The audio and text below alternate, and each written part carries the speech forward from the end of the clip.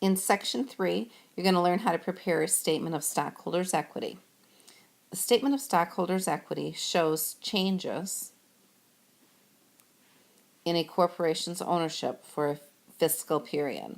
There's two sections. One is the capital stock section, and the second part is the retained earnings section.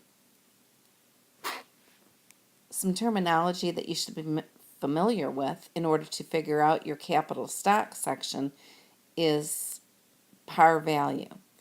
Basically, this means it's the monetary value assigned to a share of stock.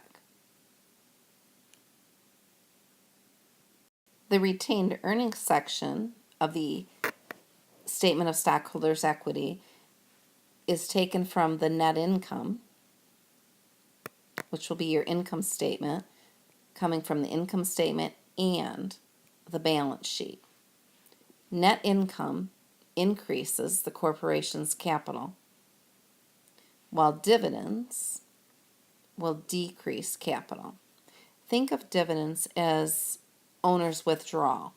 This is just a case where you're paying out part of your earnings to the stockholders. Work Together 15.3 is on page 463 of your books. Section 1 will be the capital stock section. You always list the par value of the stock. In this problem, it said the par value is worth $1. You include the beginning amount of shares issued when the corporation was started. In this example, it said 100,000 shares were issued on January 1st. Additional shares were issued during the year, 10,000 shares. So if you had a prior balance of 100,000 plus 10,000 more shares, as of the end of December, you will have 110,000 shares. Since you are subtotaling your beginning value plus shares issued, make sure you include a line there. Carry your total over to the third column. The second section of the stockholders' equity statement is your retained earnings. Put this in as a title. So balance on January 1st, the beginning of the year. This number would come from your worksheet from the trial balance, $46,599.48. Next, you look at the income statement that you prepared in Section 1 and enter the net income after taxes, $62,907.35.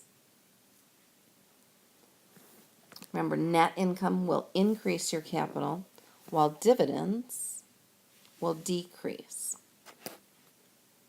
So in this problem, there was dividends of $8,800. Take your net income, subtract your dividends, and your subtotal will be an increase of $54,107.35. Capital is increasing because our income is higher than the dividends that we paid out. To figure out the end of the year value, take your beginning value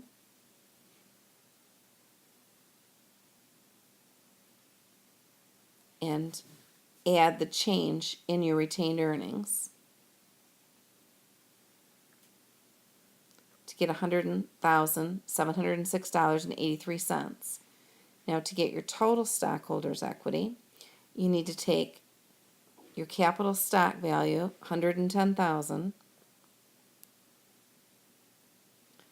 plus your change in retained earnings, plus the increase in retained earnings of $54,107.35.